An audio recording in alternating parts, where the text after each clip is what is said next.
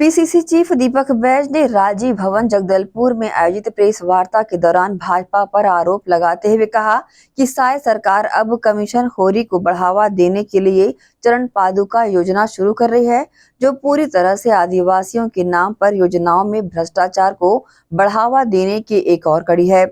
भाजपा सरकार अपने कुछ पूंजीपति चप्पल जूता निर्माताओं से कमीशन लेकर तेंदुपत्ता संग्राहकों से मनपसंद चरण पादुका खरीदने का अधिकार छीन रही है। पूर्व कांग्रेस की सरकार ने तेंदुपत्ता संग्राहकों को मनपसंद चप्पल खरीदने के लिए योजना के माध्यम से नगद राशि सीधा उनके खातों में ट्रांसफर किया था। प्रदेश कांग्रेस अध्यक्ष दीपक बैज ने कहा, राज्य की भाजपा सरकार अपने केंद्र सरकार की नीति को नहीं मान रही है। कमीशन की काली कमाई के लालच में गुणवत्ता विहीन चप्पल जूते खपाने की साजिशें रची गई है।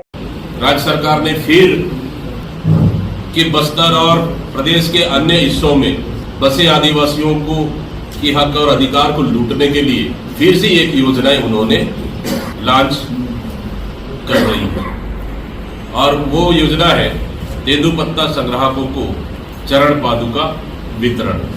पिछले 15 साल की सरकार में तेंदुपत्ता संग्राहकों को इन्होंने चरण पादुका बांटने का निर्णय लिया था। उसका क्या अंजाम हुआ, ये बस्तर की जनता और आदिवासी क्षेत्रों में हकीकत से कोई दूर नहीं है। जब हमारी सरकार आई पिछले 5 साल, तो हम लोगों ने उनकी जूता चप्पल के लिए सीधा उनके खातों में पैसा देने का काम किया। फिर आज भारतीय जनता पार्टी की सरकार है।